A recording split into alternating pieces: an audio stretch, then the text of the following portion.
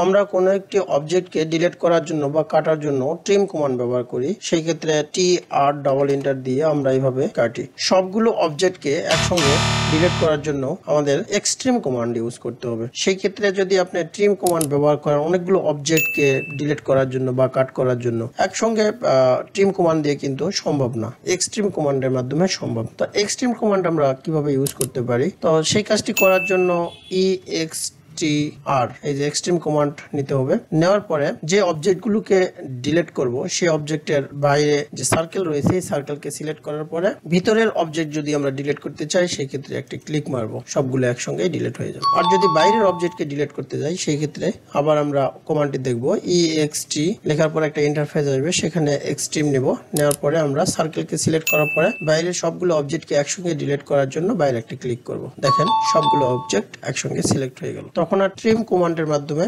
Delete করার প্রয়োজন হলো না। তো এভাবে আমরা কাজের প্রোডাক্টিভিটি বাড়াইতে পারি। ধন্যবাদ।